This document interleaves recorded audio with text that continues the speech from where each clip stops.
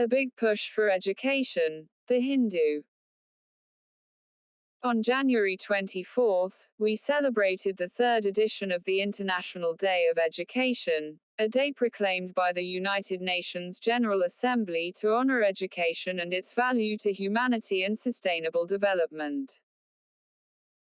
This day provides an opportunity to discuss the importance of education for citizens around the world, and to find ways to advocate for inclusive quality education. Education disrupted. Our theme for 2021, Recover and Revitalize Education for the COVID-19 Generation, places an emphasis on the way the pandemic has negatively affected learning outcomes for students globally and how we should innovate and combine resources to invest more in education.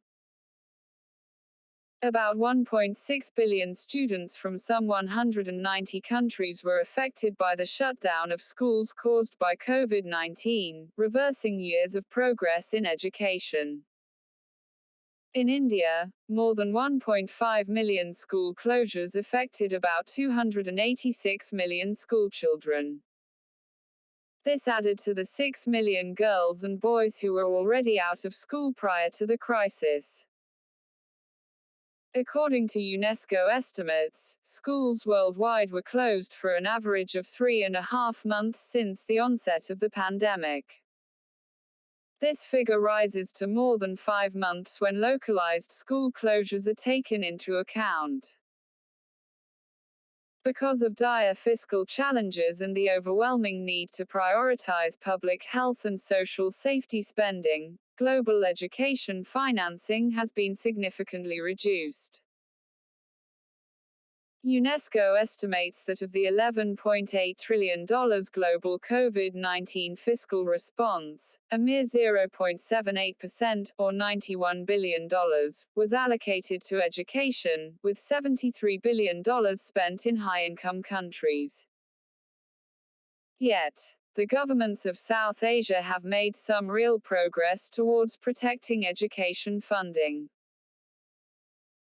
On average, it is estimated that South Asia allocated 0.85% of its fiscal package to education, compared to 0.73% for Europe and North America and 0.69% for Latin America and the Caribbean. These shifts in public expenditures were mainly driven by information and communication technology measures to support the delivery of education through a mix of radio, television, and mobile technology, as well as the home delivery of printed learning materials for the most vulnerable students who are excluded from technology. In India, inspired by the release of the National Education Policy (NEP), the Education Ministry has made significant efforts to develop courses to reach all learners via the Internet and the airwaves. The introduction of the NEP and the counter-effects of the pandemic have in fact provided a groundswell of change on which true reform is riding. Still, much more needs to be done as remote learning remains out of reach for more than 500 million students globally. As we continue to struggle through this volatile situation, it is more than ever our duty to ensure that learning never stops.